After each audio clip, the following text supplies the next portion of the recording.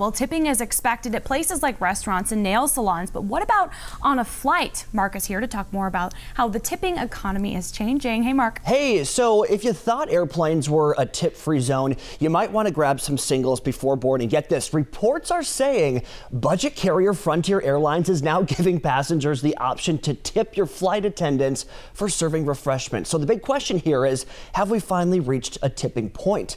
Consumer Reports takes a closer look. From the teenager who made your sandwich at the deli to your local coffee shop barista, more and more service providers might expect something a little bit extra. But does that mean you must pay up? Tipping can be imposing. Coming into the coffee shop just to get your daily coffee, sometimes you feel obliged to tip. The service is good, they deserve their tips. In a recent Consumer Reports survey of more than 1,000 American adults, 27% said there are more situations today where they're expected to tip than there were just 2 years ago. Consumers are becoming increasingly resentful about the idea that they have to tip people just for doing their jobs. Like, really? I have to tip a smoothie maker? Or what about the barista at the coffee shop who swivels a little point-of-sale iPad in your direction with a pre-calculated tip?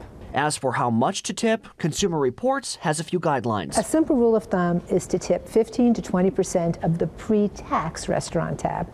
Don't tip less than 15%. If the server was rude or offensive, speak to the manager, but don't stiff the server. Another finding from CR's survey on tipping, 46% of Americans say they favor a system that would do away with tipping altogether and instead charge higher prices, a remedy promoted by restaurateur Danny Meyer, the founder of Shake Shack.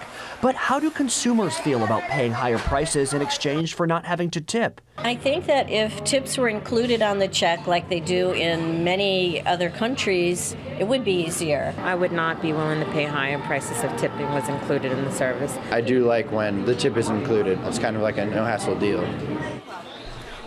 And if you're looking for some tools to help you out, apps like Tabs, Settle Up, and Plates let you split tabs or keep track of who owes what. To see a complete list of recommended service providers to tip and the amount, we've got a link on this story on our website, kgun9.com.